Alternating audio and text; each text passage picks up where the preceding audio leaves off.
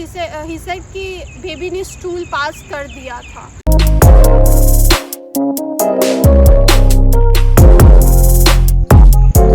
Hello everyone, welcome to Anaya's world.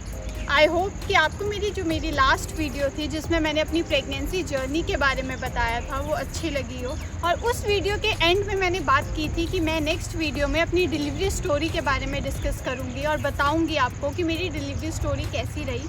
तो सबसे पहले बताने से पहले मैं आपको जैसे थोड़ा सा फीडबैक दूं, तो मैंने जैसे लास्ट वीडियो में बताया था कि जो मेरी प्रेगनेंसी थी वो एक हेल्दी प्रेगनेंसी थी। और जो सबसे लास्ट फॉलोअप था मेरे वो था 14 जुलाई का। यस, तो 14 जुलाई को हम लोग सुबह डॉक्टर को दिखा कर आए थे और डॉक्टर ने मुझे बोल दिया था कि अब आप सी सेक्शन के लिए चले जाओ। और हम लोगों ने भी डिसाइड कर लिया था कि नेक्स्ट 2-3 डेज़ में हम सी सेक्शन प्लान करेंगे। तो फिर क्या हुआ, हम लोग घर आए और 14 जुलाई को रात को 9 बजे 9:30 के करीब मैंने डिनर किया। और डिनर में मुझे याद है कि मैंने आलू और सोयाबीन की कुछ सब्ज़ी खाई थी और वो सब्ज़ी मैंने थोड़ी सी ज़्यादा खा ली थी। तो 10:30 के पास क्या हुआ कि मेरा पेट जो था वो हल्का सा, मुझे ऐसे लगा कि लूज़ मोशंस हुए हैं मुझे। तो मैंने अपनी मम्मा को बताया कि हाँ, कि मुझे थोड़ा सा लूज़ मोशंस टाइप फील हो रहा है। तो मम्मा ने बोला कि अभी हम क्या करते हैं, अभी हम ऑब्ज़र्व करते हैं कि क्या लूज़ मोशंस फिर से हो रहे हैं या फिर कैसे रहता है। और फिर मैंने मम्मा को ज़रूर बोला कि हल्का हल्का सा पेन है। तो हम लोगों ने ऑब्ज़र्व किया। तो रात को 12 बजे तक मैं लेटी, बट ऑब्वियसली मुझे नींद नहीं आई क्योंकि हल्का सा पेन तो था पर ऐसा पेन नहीं था कि वो बियरेबल ना हो पाए।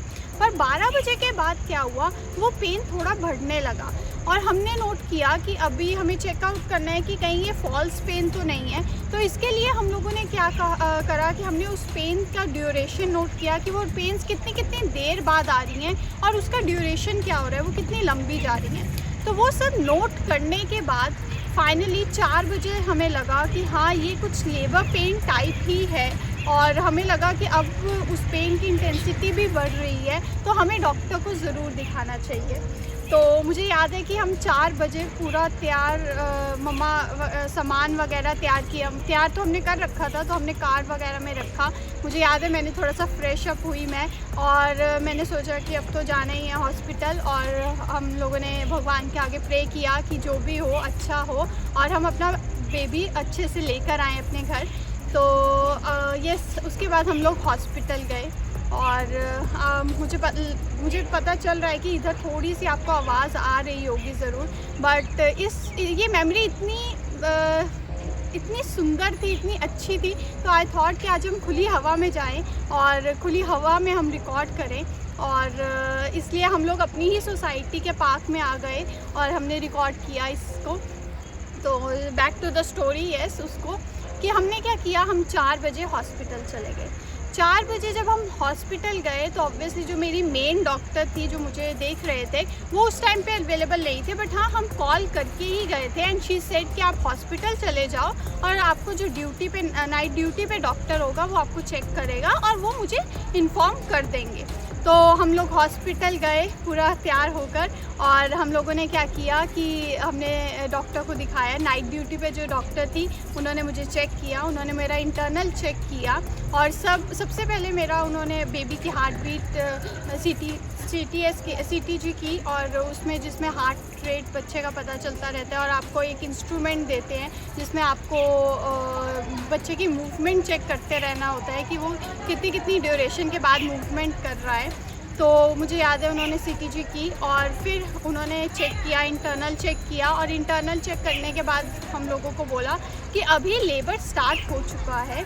अभी जो सफिक्स है वो 1 सेंटीमीटर के ओपन हुआ है, जो कि 10 सेंटीमीटर होना चाहिए और अभी 1 सेंटीमीटर है। बट येस, आपका लेबर शुरू हो चुका है। अब आप डिसाइड कीजिए कि आपको सिजेरियन की तरफ तो नहीं जाना या आपने लेबर का वेट करना है। तो हम लोग तो पहले से ही थोड़ा चाह रहे थे कि नॉर्मल डिलीवरी हो। टू बी वेरी ऑनेस्ट, हम लोगों के दिल में ये ज़रूर था कि कहीं नॉर्मल डिलीवरी हो जाए, क्योंकि हमने बहुत सुना था कि नॉर्मल डिलीवरी में रिकवरी ज़्यादा अच्छी हो जाती है, जल्दी हो जाती है और मदर के लिए भी अच्छा है। तो हम लोगों के माइंड में वो कहीं ना कहीं बात थी और फैमिली भी कहीं ना कहीं चाहती थी कि नॉर्मल डिलीवरी हो जाए।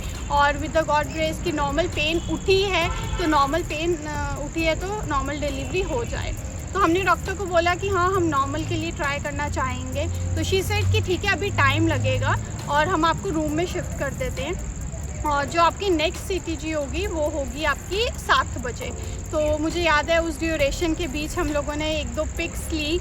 मैं लेटी हुई थी और मेरी हालत तो ठीक थी, उस टाइम में इतना नहीं था, बियरेबल थी वो पेन। और मुझे याद है मैं मोबाइल वगैरह यूज़ कर रही थी। मैंने अपनी 1-2 फ्रेंड्स को इन्फॉर्म किया, मम्मा ने सबको इन्फॉर्म कर दिया था। और 7 बजे जब CTG हुई तो डॉक्टर ने कहा कि ठीक है अभी हम और वेट कर सकते हैं, और जो आपकी मेन डॉक्टर है वो आपको 9 बजे विज़िट करेगी। तो हमने कहा ठीक है। तो उस ड्यूरेशन में फिर 9 बजे मेरी मेन डॉक्टर आए और उन्होंने मुझे फिर से इंटरनल चेक किया। और जब उन्होंने मेरा इंटरनल चेक किया तो शी सेड कि अभी क्या है कि सर्फिक्स की उतनी ही ओपनिंग है जितनी सुबह 5 बजे थी। मतलब कुछ ना कुछ तो बढ़ना चाहिए ही था, अगर 10 सेंटीमीटर नहीं पर कुछ तो बढ़ना चाहिए था, बट अभी वैसी की वैसी ही है। अभी कुछ प्रोग्रेस नहीं हुआ। ऑब्वियसली इसकी पेन कॉन्ट्रैक्शंस बढ़ रहे हैं, बस सर्फिक्स ओपन नहीं हो रहा है। तो अभी आप देख लीजिए कि अगर आपको वेट करना है या फिर C-सेक्शन करना है। और फिर हम दोबारा से कि नहीं हम लोगों को वेट करना है।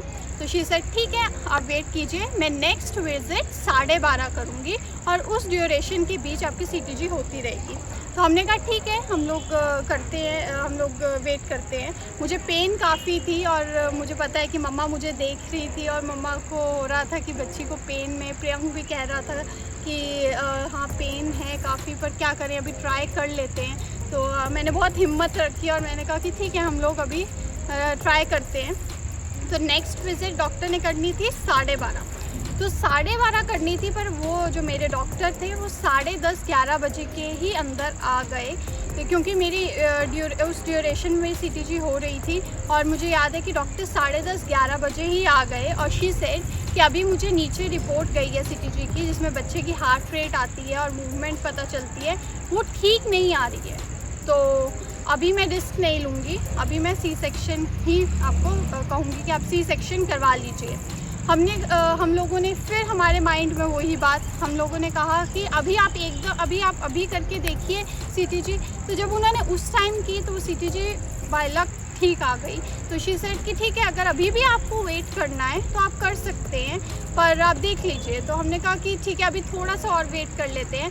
और शी सेड कि ठीक है अब मैं 12:30-1 बजे आऊँगी और फिर हम देखते हैं कि क्या प्रोग्रेस रहती है।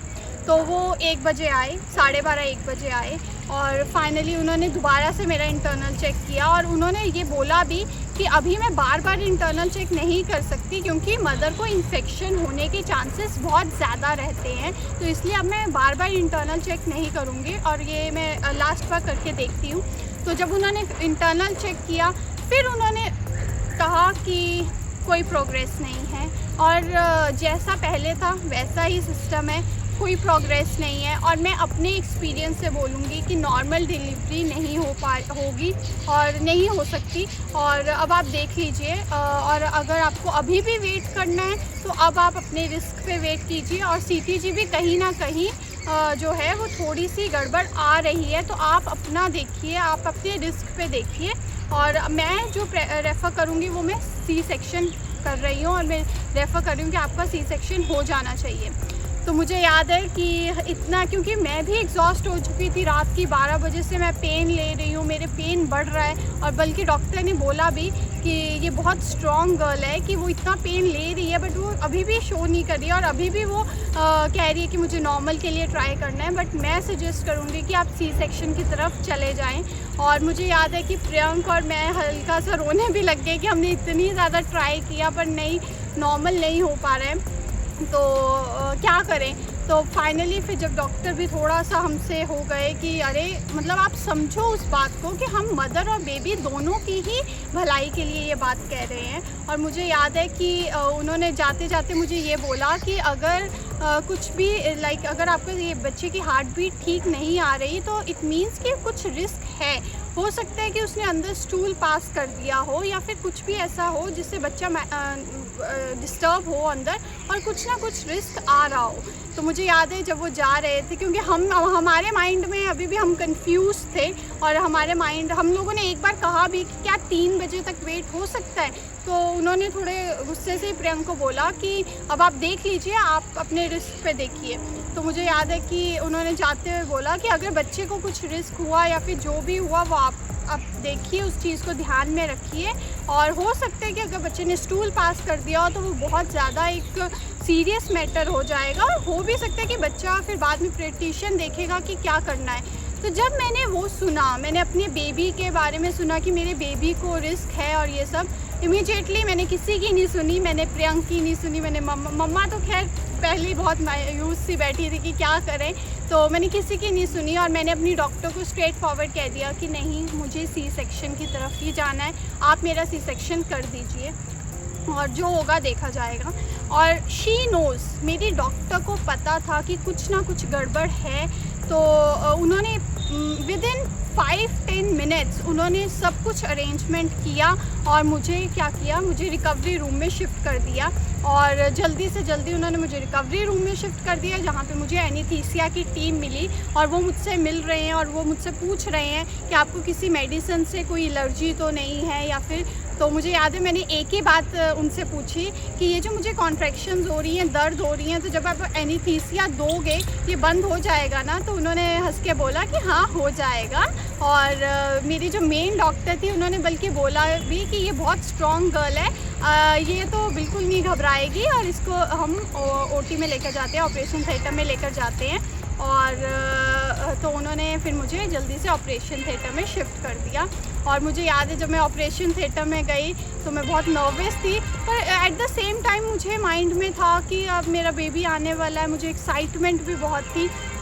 और मुझे याद है कि डॉक्टर मुझसे बात कर रहे थे कि आपको नर्वस नहीं होना, सब वो होगा। और मैंने ऑपरेशन थिएटर में गई और मैंने देखा, और पूरी डॉक्टर्स की वहाँ टीम थी। मुझे कहा कि आप बिल्कुल नर्वस नहीं होगे।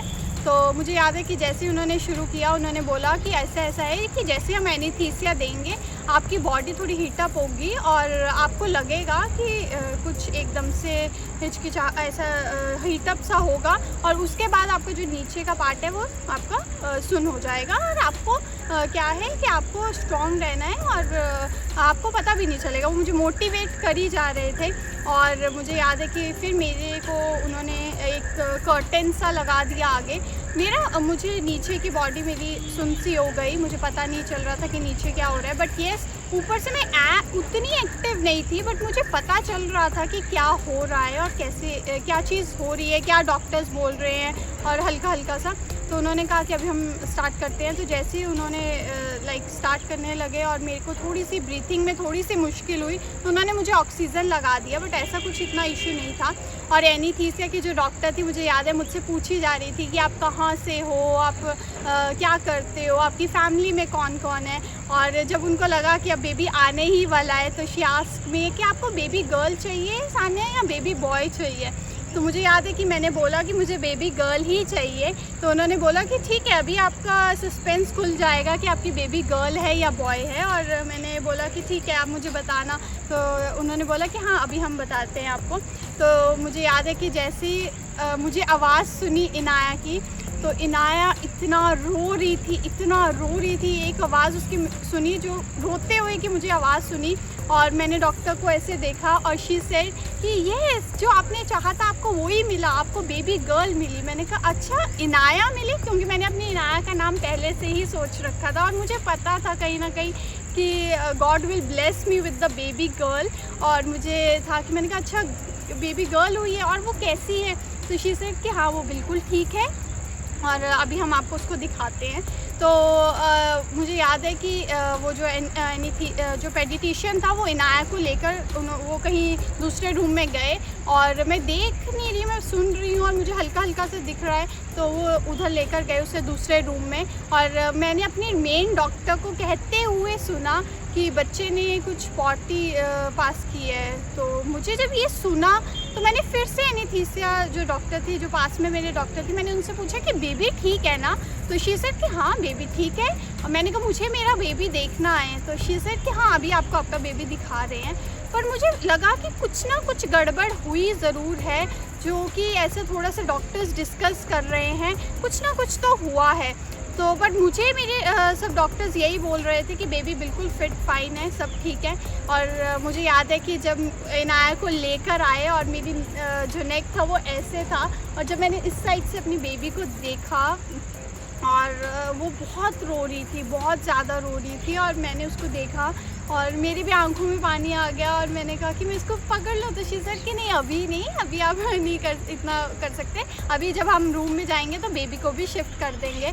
बट वो जो फीलिंग थी कि मैंने अपने बेबी को पहली बार देखा, वो रो रही थी, बिल्कुल रेड हो रखी थी, और वो जो फीलिंग थी वो हम वर्ड्स में एक्सप्रेस ही नहीं कर सकते मतलब।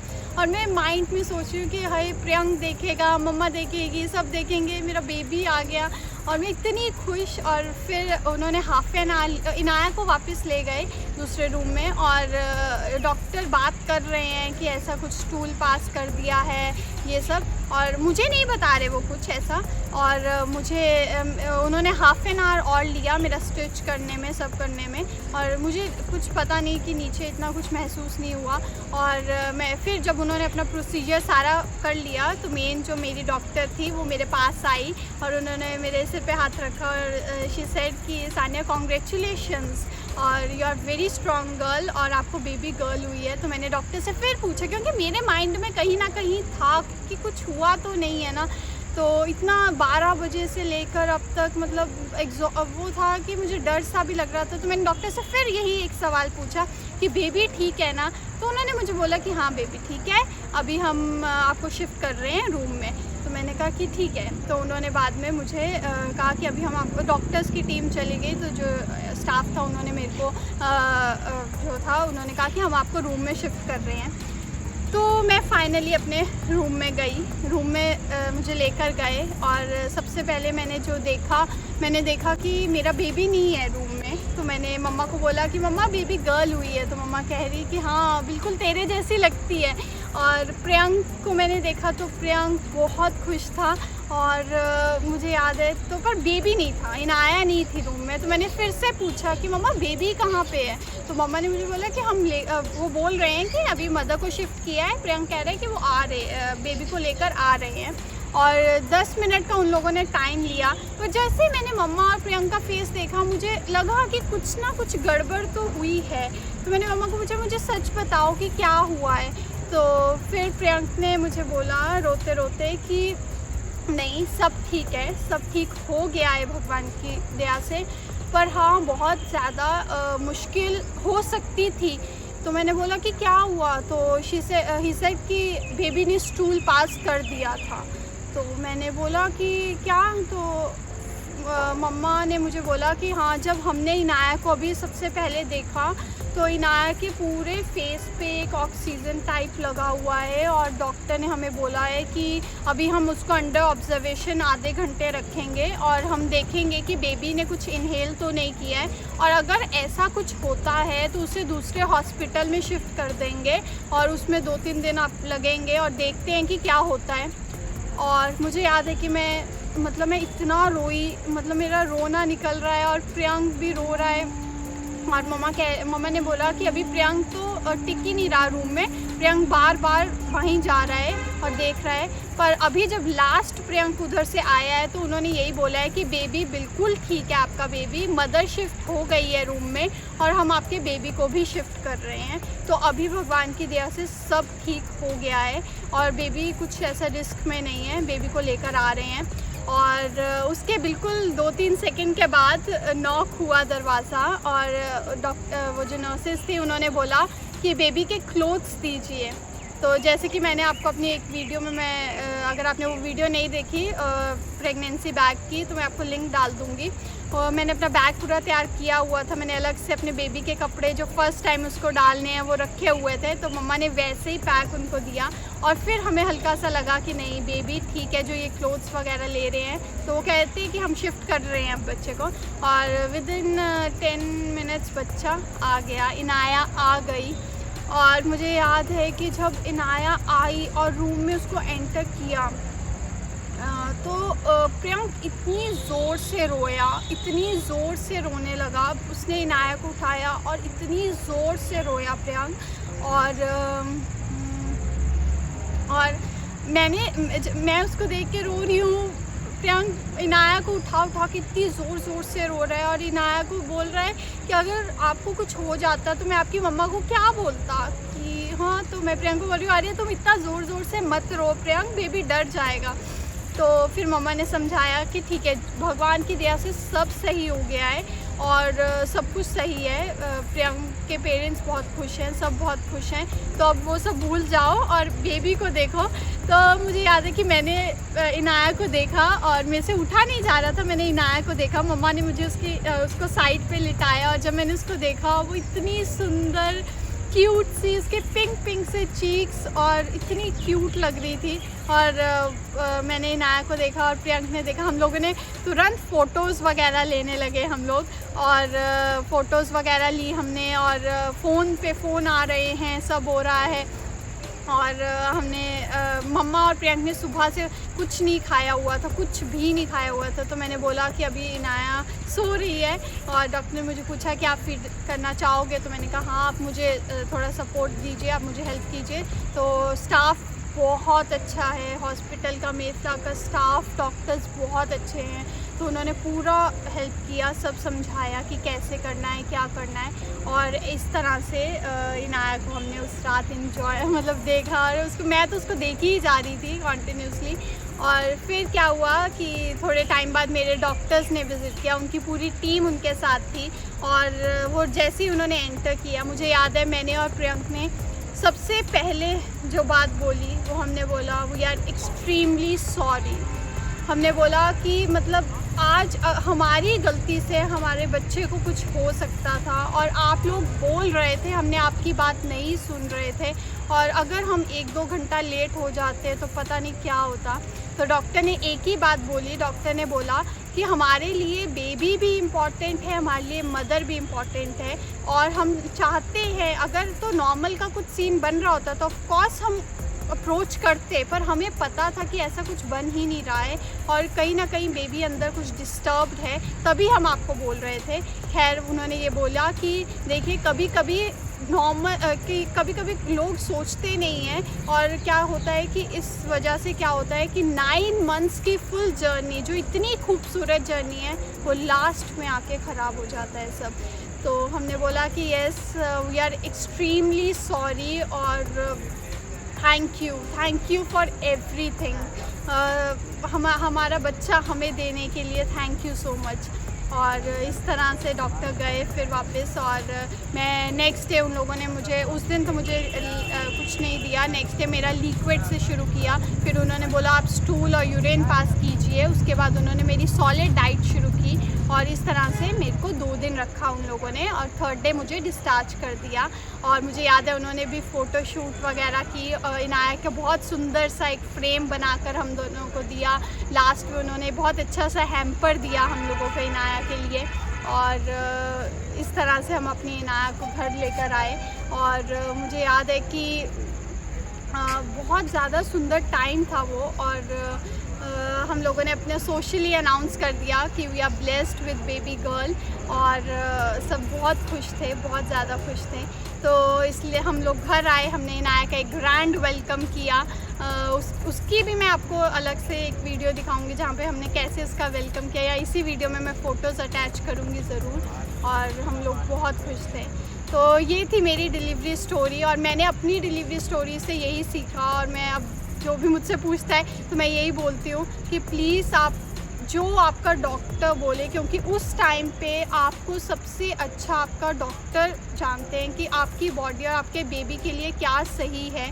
तो आप ज़रूर उनकी सुने। और आजकल ये माइंड हो गया है कि डॉक्टर सी सेक्शन के चक्कर में नॉर्मल नहीं, पर ऐसा कुछ नहीं है। मेरे साथ तो एटलीस्ट मेरे एक्सपीरियंस में तो यही रहा कि वो बिल्कुल सही गाइड कर रहे थे, हम लोग ही उसको मैसअप कर रहे थे। तो इस तरह से। और जो है कि सी सेक्शन के बाद रिकवरी ये वो ऐसा होता है, मदर को प्रॉब्लम होती है, हाँ, मतलब देखिए कि वो हॉस्पिटल टू हॉस्पिटल डॉक्टर्स की टेक्निक्स डॉक्टर्स पे डिपेंड करता है। और अगर आपका रिकवरी लेवल वो अच्छे से आपका बताएं, क्योंकि लास्ट में मुझे पूरी डाइट समझाई गई, मुझे पूरा फॉलोअप्स बताए गए कि आपको कैसे करना है, क्या चीज़ करनी है, और आपको नॉर्मल लाइफ जीनी है, बट ये है कि आपको कुछ प्रिकॉशंस के साथ रहना है ये सब। और अभी मैं देखते हैं कि अभी तक तो सब सही है, तो इसलिए मैं यही कहूँगी आप अपनी डॉक्टर की ज़रूर सुने, जो आपको वो गाइड करें, आप ज़रूर उनका ध्यान रखें उस बात का। और एंड में मैं यही बोलूँगी कि ये टाइम बहुत सुंदर था, और इसके लिए मैं सभी अपनी प्रियंक को, तो मैं अपने हस्बैंड को सबसे ज़्यादा थैंक यू बोलूँगी for supporting me, for making this journey so beautiful with me. And thanks to all my friends और फैमिली जिन्होंने इतनी ब्लेसिंग्स भेजी नाया के लिए, मेरे लिए। और डबल चीयर्स टू नानी, थैंक यू नानी, थैंक यू माँ for everything, thank you for teaching me the lesson of motherhood. आपकी वजह से मैंने सीखा कि मैं अपनी बच्ची को कैसे रखूं। Thank you for everything. और दैट्स इट। आई होप आपको मेरी ये डिलीवरी स्टोरी अच्छी लगी हो, आपने मेरे एक्सपीरियंस से सीखा हो। और दैट्स इट। और अगर आपको मेरी डिलीवरी स्टोरी अच्छी लगी हो तो please to like, subscribe, share and comment. मैं बहुत जल्दी अपनी नेक्स्ट वीडियो के साथ आऊँगी। Till then bye, see you.